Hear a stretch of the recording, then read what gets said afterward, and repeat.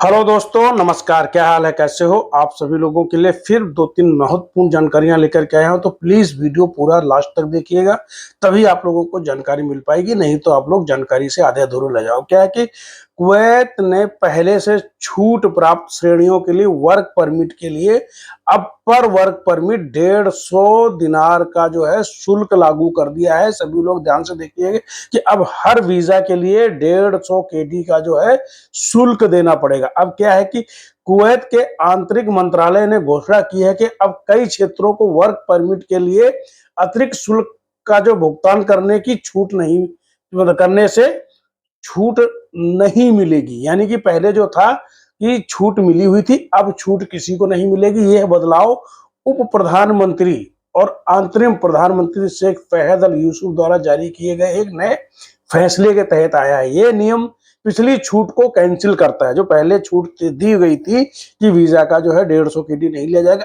अब वो चालू कर दिया गया है, जिसके तहत बिना वर्क परमिट प्राप्त करने की अनुमति दी गई थी। अब जारी किए गए प्रत्येक वर्क परमिट के लिए 150 कुवैती दिनार का अतिरिक्त शुल्क देना होगा।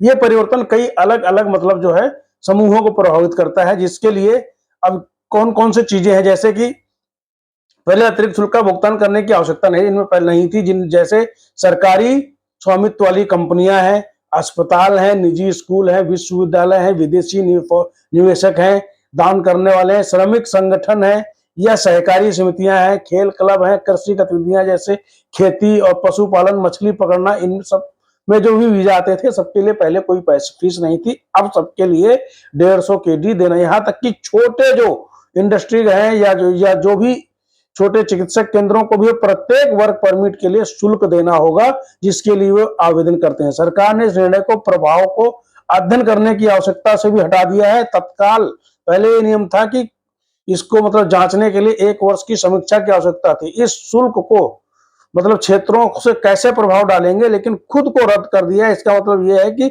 यह निर्णय अंतिम है, बिना इसके अब किसी को भी वर्क परमिट जारी नहीं किया जाएगा।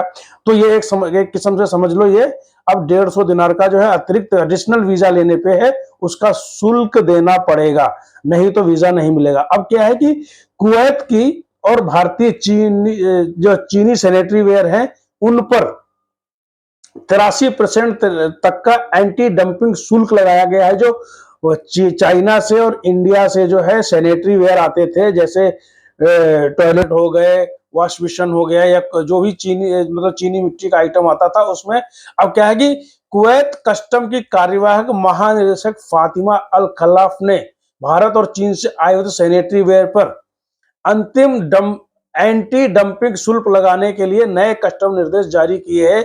नई टैरिफ दरें 21% से लेकर 83% तक है, जो मूल देश और संबंधित कंपनी पर निर्भर करता है। तो ये मतलब अभी इन देशों के सामान पे जो है, अब क्या है, निर्देश संख्या 25 2025 के अंतर्गत ये जारी एक निर्देश खाड़ी सहयोग परिषद जीसीसी देशों के माध्यम से कुवैत में प्रवेश करने वाले आयातों पर लागू होता है।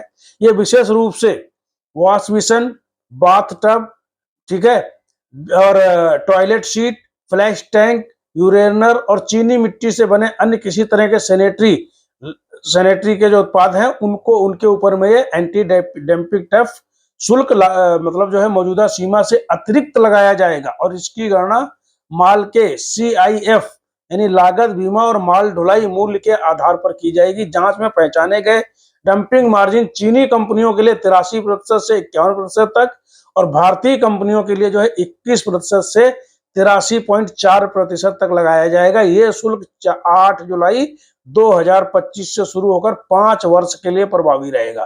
तो अब जो लोग भी मतलब इसका इंपोर्ट एक्सपोर्ट करते हैं तो उन सब लोगों के लिए यह है कि ये जो चीनी मिट्टी का जो सामान आता था उसके ऊपर में एंटी डंपिंग जो टैक्स है वो लगाया जाएगा। जानकारी अच्छी लगे चैनल को सब्सक्राइब जरूर कर दें। सब्सक्राइब करने के लिए आप सभी लोगों का तहे दिल से शुक्रिया, धन्यवाद।